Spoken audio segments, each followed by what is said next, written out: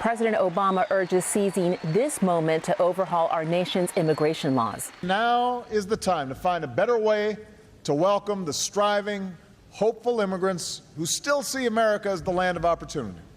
What does this mean for California, from the Central Valley to Silicon Valley?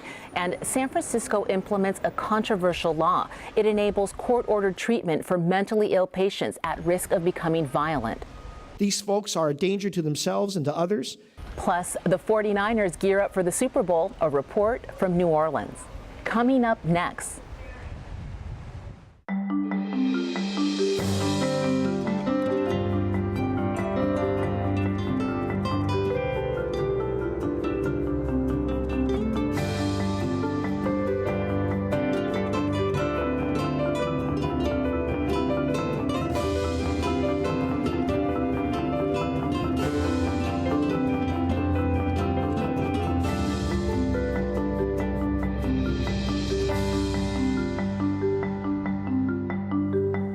Good evening, I'm Viviana Hurtado. Welcome to This Week in Northern California. What happens or doesn't happen in Washington on immigration this year will have a big impact here in California. President Obama pressed Congress to pass within the next 6 months comprehensive immigration reform. He addressed this issue in Las Vegas on Tuesday. And if Congress is unable to move forward in a timely fashion, I will send up a bill based on my proposal and insist that they vote on it right away. A bipartisan group of senators who call themselves the Gang of Eight released their reform proposal, which includes a path to citizenship. The key elements include more border security and better tracking of current visa holders, more green cards to skilled and highly educated immigrants, a program for low-skilled migrant workers, and cracking down on those who employ undocumented workers. What does it all mean for California and here in the Bay Area? Joining me with answers are Marcela Davis and Aviles with the San Jose Mexican Heritage Festival, Emil Guillermo, writer for the Asian American Legal Defense and Education Fund, and Arthi Kohli, research fellow at UC Berkeley.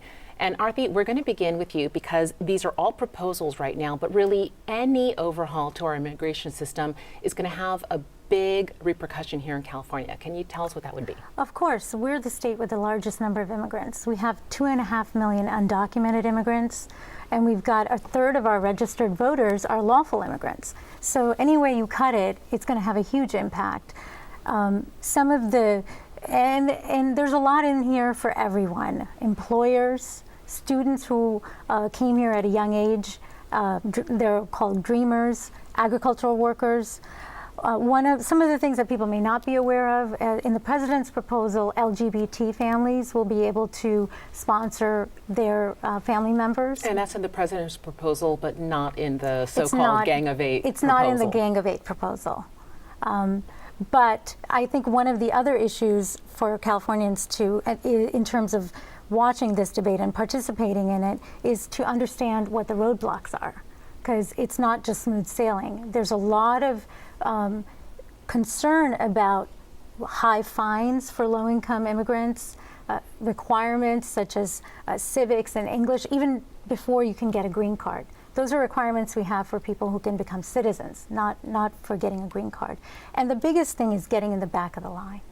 And because our legal immigration system is so backlogged, right now, people who've sponsored a sibling in 1989 from the Philippines are waiting and getting that green card now. And let me jump in here really quickly, Arthi. Very quickly, what does it mean to get into the back of the line? Because that's a little controversial and tricky.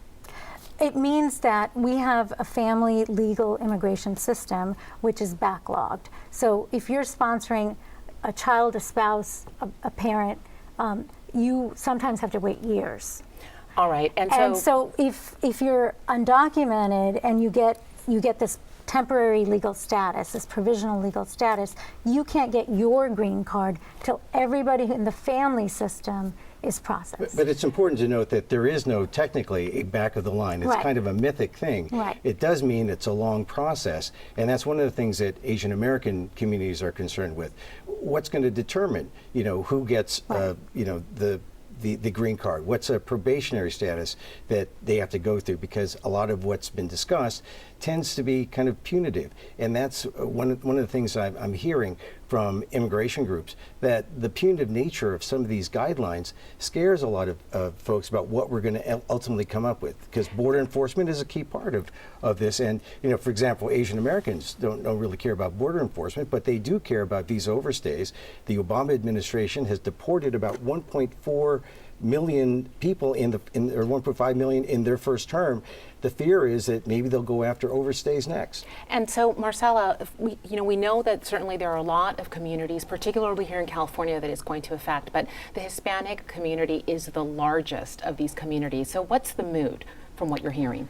Well, I think the mood is one of renewed optimism, as the president noted in his speech. I think it's actually one of an invigorated optimism combined with a pragmatism, a feeling of, we've waited this long. There are many obstacles.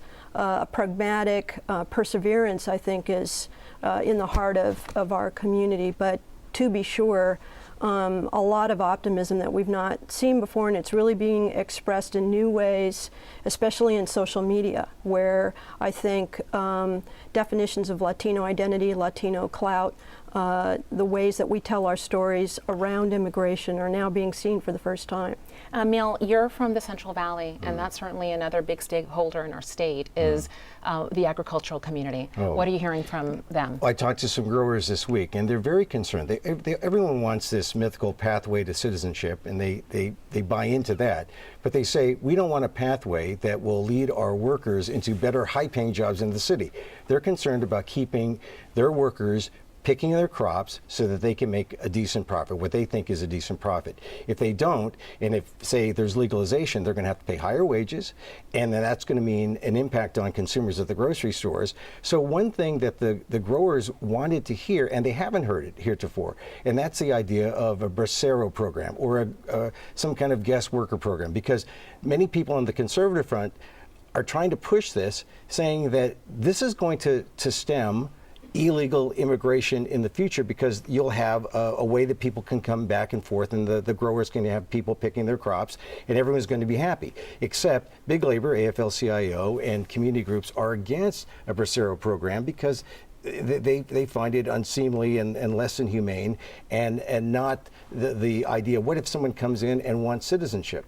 But at least with the bracero program, if it comes out in the ensuing weeks, you do have something that addresses future immigration, and that's something that proponents of a bracero program say is good, that you have something that will address illegal immigration in the future. But sorry. Yeah, and I just wanted to move on to another class of immigrants here in California, particularly in Northern California, Silicon Valley. Right. So let's talk about them, and particularly, Arthi, if you can talk to us really about these visas and increasing the number of visas for those who are highly skilled, those that graduate from programs in science and technology. Right. So there's something called the STEM visa, science, technology, engineering, and math. And it was actually, funnily enough, Mitt Romney's idea of stapling the STEM visa to a degree. And so it's included in both the Senate and the president's proposal of for anybody who gets a master's or a PhD, they can get a visa. The president's proposal also says that you have to have employment. And the Senate's proposal is all you need is the degree. The president has taken it a step further, and he also has a startup visa. He wants to lift the employment per country cap so that it's not, you can have as many people from a few select countries. Right now we limit it. And so there's quite a bit there for Silicon Valley. I think that the questions for them are, will they get the numbers that they want? And those numbers certainly seem to be fluctuating depending on who you speak with. Last word is going to go to Marcella, but I'm going to need you to keep this as tight as possible. Basically, Republicans are saying if the president, if they're going to be on board, they want more enforcement. But how much wiggle room does the president have on enforcement? Because some would say he's at the very, very end of the line there. Well, you know, as a practical matter, he may have some more tools in his arsenal that would be available to him, but I would say politically that he doesn't have a lot of wiggle room. Our community has been waiting too long for a chance to be part of the American dream. And I think especially those at the border have seen the militarization of the border impact their businesses. It's impacted the environment. And so I feel that from a political perspective, there's going to be a very interesting dialogue going on between the president and his administration and those that are pushing for more enforcement when, as we have discussed tonight, this is a president who has already deported over 1 million people. And so I think that's just going to be a non-starter for a lot of folks. Really quickly, Emil, what do you think is the wiggle room? Well, I don't know if there's much wiggle room. For example, conservatives are already saying non-starter on pathway to citizenship, and growers are demanding to see a Bracero program. If that's there, you're going to have the AFL-CIO down, the big labor on President Obama's neck. But you did have Senator McCain saying that we need to have the pathway to citizenship. But the point is that you have a very fragile bipartisan debate, right, and it all blows up very easily. We can go into a rancorous debate similar to what we had in 1994 with 187. And as you can see, certainly this is an issue that's not going to go away. I really wanted to thank you for your insight, and we're going to continue to follow this story. Thank you very much for joining us. And on to our next segment. The mass shootings in Newtown, Connecticut and other places have united many lawmakers and advocates. They are calling for better screening and treatment for mentally ill people who could turn violent. Earlier this week, San Francisco Mayor Ed Lee announced plans to put in place a version of a little-known state law that aims to prevent another tragedy. It's time to implement San Francisco's version of the so-called Laura's Law to help the severely mentally ill who we too often see on our streets. For more than 10 years, California has had Laura's Law on the books, but until now, it's in effect in just Nevada County. Spencer Michaels of the PBS NewsHour reports. I wanted the world to know what a wonderful, incredible person she was. For more than a decade, Nick and Amanda Wilcox have been advocating timely treatment and early intervention for the severely mentally ill, in the hopes they won't become violent. 12 years ago, their 19-year-old daughter Laura Wilcox, a college sophomore, was murdered while she was working over Christmas break at a mental health clinic in Nevada County, California. At about 11:30, a client at the clinic came in and shot Laura 4 times at point-blank range through the glass. What we know now after the fact is that he had late-onset paranoid schizophrenia. Laura's murderer, Scott Thorpe, killed 2 others and then went home and took a nap. He was eventually sentenced to a locked mental hospital for life. We felt that Laura's death was a result of a failed mental health system. We wanted to help prevent people from being so mentally ill that they would commit a violent act. Helen Thompson, a former psychiatric nurse, was a California legislator at the time, working on a new law to get treatment and social services like housing for reluctant and sometimes dangerous mentally ill individuals, people who were not covered by existing laws. They were resistant. They didn't want to go to the clinic or they didn't want to take their medicine. We were answering the frustrations of families who were told they didn't need help. They'd call the police would take them to the hospital or the jail, they'd be released and back on the street, and it became a rotating, circular activity. Thompson named her law for Laura Wilcox. After much contentious debate, it passed in 2002. A major aim is to provide aggressive treatment for people who may not have committed a crime, yet have a history of prior hospitalization and appear to be on a downward spiral. Laura's Law provides court-ordered outpatient treatment for the seriously mentally ill for up to 6 months. The court must find the patient is likely to become dangerous to himself or others. The patient must have a history of not complying with treatment. The process can be requested by parents, roommates, siblings, a spouse, as well as mental health workers and the police. For patients who don't comply, the court has the power to send them to the hospital for an assessment, which is a threat designed to convince them to comply. Legislators never funded the law. They said that supervisors in each of California's 58 counties had to implement and pay for it. Only one county, Nevada County, where Laura lived, has opted in. It sits in the foothills of the Sierra Nevada mountains and has fewer than 100,000 residents. This is a tool that's been missing forever from our mental health providing statutes.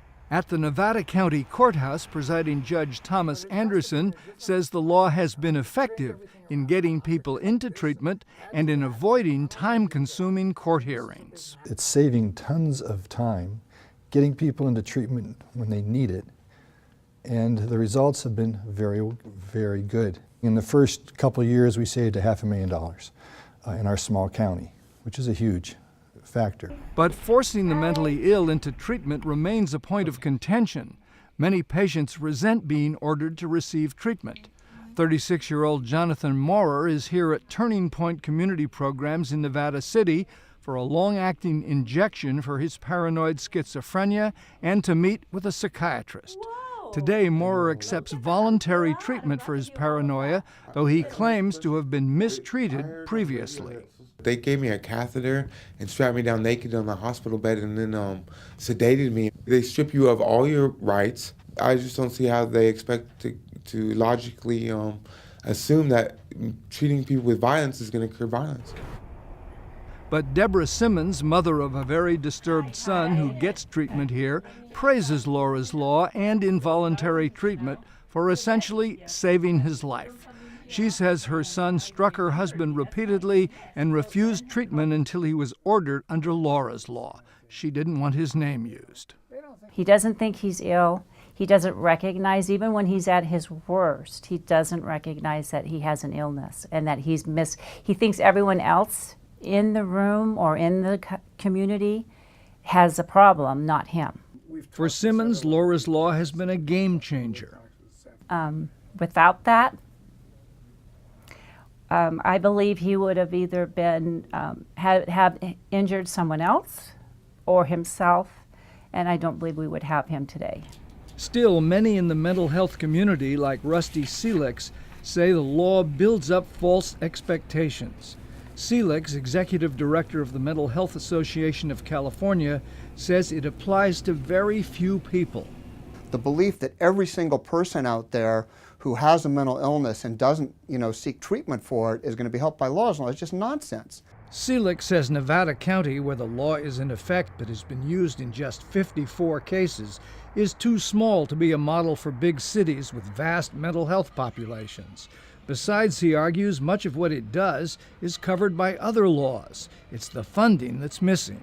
It's a very expensive and cumbersome process. The irony, of course, is it wouldn't have applied to any of these mass shooters. None of them were in that situation, or if they were very good at hiding it from everyone around them. Nationwide, 43 states other than California have laws permitting some form of involuntary outpatient commitment. The California legislature recently extended Laura's law, but still hasn't funded it. Several counties have debated it, while San Francisco and Los Angeles have started pilot programs to implement the law. And in case you haven't heard, the San Francisco 49ers are in New Orleans because they're in the Super Bowl. They're facing off against the Baltimore Ravens. The Niners are not NFL championship game rookies. This is their 6th time and opportunity to bring home the trophy. Earlier today, I spoke with San Jose Mercury News sports columnist Mark Purdy. He's in New Orleans to cover the game. Mark, you've been there in the mix. Can you tell us what the mood is like among the team and the fans? Well, the Super Bowl is a unique event. A lot of people here just come for the party. There's 70,000 seats in that stadium behind me, and they only sell about 13,000 to fans of each team. So some people are here just for the party. You have the Ravens, people coming from Baltimore, the 49ers fans come from the Bay Area. And in New Orleans, you got that French Quarter where, Bourbon Street's kind of a theme park for alcohol, and but there are a lot of great restaurants, and it's just kind of a mix of very happy people that they're and their teams are here. And then they're just people here who are just excited because they're here at the Super Bowl. Maybe their team isn't here, but they're just here having fun. So generally, the mood is good. I think any trouble happens after midnight when the real fans go home. People are also really excited about this sibling rivalry that's really been taken to new levels. Can you talk a little bit about the coaches? Well, yeah, this is the first time it's ever happened that two brothers have coached against each other in the game. John Harbaugh for the Ravens and Jim Harbaugh for the 49ers. And their mom and dad are here too, Jack and Jackie Harbaugh. And the big question is where the mom and dad are going to watch the game on Sunday. You know, the two teams played last year against each other on Thanksgiving Day, and their mom and dad watched from an office inside the stadium. They didn't want to be out in the stadium. They didn't want like TV cameras to catch their reactions. And in speaking with them, you know, they said they're just kind of numb during the game. The brothers had a joint press conference today and were pretty funny because they all kept agreeing with each other about their philosophy of football. And they're trying to make this not so much about them.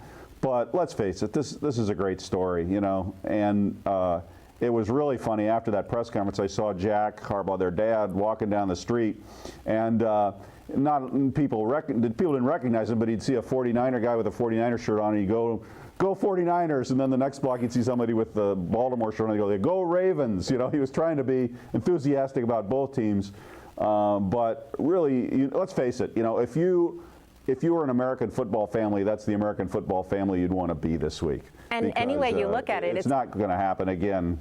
And both families win, actually. You know, the families win, no matter who wins the Super Bowl, right? Yeah, but one brother is going to lose, and that's going to be tough because Randy Moss, the wide receiver for the 49ers, said, you know, that's going to follow the rest of their lives. Every family gathering, you know, one will always say, yeah, but I beat you in the Super Bowl, you know, and they all love each other. You could tell that just by the way they're around, but that's still tough. Big stakes in this game. What can you tell us about the matchup between the Ravens' Flacco and the 49ers' Kaepernick? I mean, what do they have to do? What does specifically Kaepernick have to do to bring the trophy home? Well, both guys really kind of have to do the same thing. Joe Flacco has been a guy for the Ravens who's thought of as a maybe an underrated quarterback. He's kind of trying to prove he belongs in the league's elite. And Colin Kaepernick is one of the great football stories of the last 5 years, I think. He just came along in the middle of the season as a second-year player, took over the job from a guy who was doing very well, Alex Smith, and has kind of, you know, won over the country with his arm, his real strong arm and his legs. And in speaking with him, I get the impression, you know, an old football coach once told me, you know, sometimes the best players are the young players because they don't know what they don't know. And he's just here kind of focused in. He told me the other day he doesn't even watch sports when he goes home at night or goes back to his hotel room here. He just wants to stay focused on the game. And you ask what do they have to do? Actually, it's what they can't do, and that's throw interceptions. They can't turn the ball over. The one statistic that always shows up is the team that turns over the ball on interception or fumbles the most almost always loses the game. So those guys just mostly have to be really careful and not throwing interceptions. Talk to us a little bit about probably bringing the Super Bowl to the new stadium in a few years. What are you hearing in New Orleans about, you know, moving forward on that and not having any kind of an interception from another city? Well, the way that it works in the National Football League is they pick Super Bowl sites about 2 or 3 years at a time, usually about 3 or 4 years out. So the next Super Bowl that is available for bid is the you know, they use these Roman numerals. That was another site. They had the Roman numerals come down the river the other night. It's really crazy. This is Super Bowl 47, whatever that is in Roman numerals. I won't say it out. So the next bids, the next available games for cities are Super Bowl 50 and Super Bowl 51, which would be in February of 2016 and 2017. San Francisco and the Bay Area are going to bid on both those games, and the guy who's running those bids is here, Daniel Lurie, and he has been.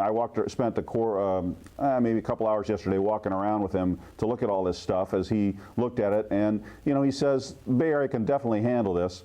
And so they've assembled a committee. They're going to, you know, they have to submit the bid by early May, and then later in May, the National Football League owners will meet and decide. It'll be between San Francisco Bay Area or Miami, South Florida, or Houston. 2 of those 3 cities will get those 2 games. 1 will be left out. I have a strong feeling that if the Bay Area, San Francisco bid is good as I think it will be, I think San Francisco and the Bay Area, with the game being played in Santa Clara, will land one of those games. I couldn't tell you which one, though. Good answer there, Mark. And very quickly, I need you to channel your inner Las Vegas bookie. Who's it going to be on Sunday? Who's going to win on Sunday? I'm picking the 49ers. I buy 4 points. Just kind of the way the odds makers say. I think the 49ers offensive line is going to wear down the Baltimore defensive line. I think the game will actually be won more by the running backs, not the quarterbacks, to tell you the truth. But meanwhile, I'm going to go out in the French Quarter and with my beads and have fun. And thank you to Mark Purdy, San Jose Mercury News sports columnist, reporting for us from New Orleans. Sure.